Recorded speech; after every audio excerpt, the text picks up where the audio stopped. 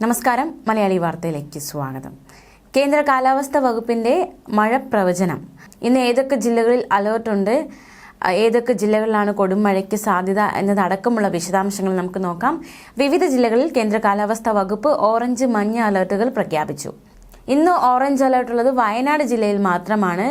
കൊടും മഴയ്ക്കുള്ള സാധ്യതയാണ് വയനാട് ജില്ലയിൽ ഉള്ളത്. അതിശക്തമായുള്ള മഴയ്ക്കുള്ള സാധ്യതയാണ് പ്രവചിക്കപ്പെട്ടിരിക്കുന്നത്.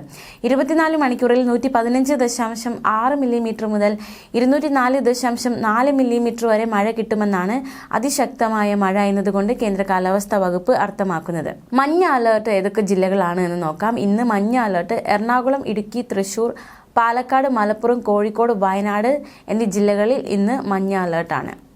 നാളെ പത്തനംതിട്ട, എറണാകുളം, ഇടുക്കി, തൃശൂർ, മലപ്പുറം, കോഴിക്കോട്, കണ്ണൂർ, കാസർഗോഡ്.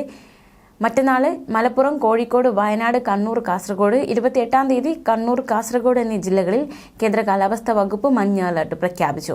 ഒറ്റപ്പെട്ട ശക്തമായ മഴയ്ക്കുള്ള സാധ്യതയാണ് പ്രവചിക്കപ്പെട്ടിരിക്കുന്നത്.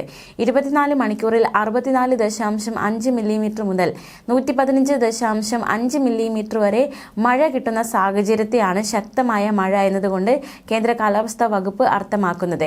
ഇടിമിന്നലോടുകൂടിയ മഴയാണ് പ്രതീക്ഷിക്കുന്നത്. വേനൽ മഴയോടൊപ്പം വരുന്ന ഇടിമിന്നലുകൾ അപകടകാരികളാണ്. പൊതുജനങ്ങൾക്കുള്ള പ്രത്യേക നിർദ്ദേശങ്ങളൊക്കെ പുറപ്പെടുവിച്ചിട്ടുണ്ട്. മാത്രമല്ല, വിവിധ തീരങ്ങളിൽ കടലാക്രമണം ശക്തമാകാൻ സാധ്യതയുണ്ട്.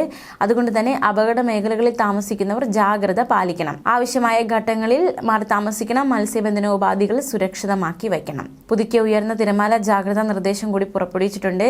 തിരുവനന്തപുരം, കൊല്ലം, ആലപ്പുഴ, തൃശൂർ, മലപ്പുറം, കോഴിക്കോട്, കണ്ണൂർ, കാസർഗോഡ് തീരങ്ങൾക്ക് ജാഗ്രതാ നിർദ്ദേശമുണ്ട്. തിരുവനന്തപുരം, കൊല്ലം, ആലപ്പുഴ, തൃശൂർ, മലപ്പുറം, കോഴിക്കോട്, കണ്ണൂർ, കാസർഗോഡ് ജില്ലകളിലെ തീരങ്ങളിൽ നാളെ രാത്രി 11:30 വരെ 2.9 മുതൽ 3.6 മീറ്റർ വരെ ഉയർന്ന തിരമാലയ്ക്കും കടലാക്രമണത്തിനും സാധ്യതയുണ്ടെന്ന് ദേശീയ സമുദ്രസ്ഥിതി പഠന ഗവേഷണ കേന്ദ്രം അറിയിച്ചു. കണ്ണൂർ, കാസർഗോഡ് ജില്ലകളിലെ തീരങ്ങളിൽ പ്രത്യേക ജാഗ്രത ആവശ്യമാണ്. ഉയർന്ന തിരമാലകളും കടൽ കൂടുതൽ പ്രക്ഷുബ്ധമാകാനും സാധ്യതയുണ്ട്.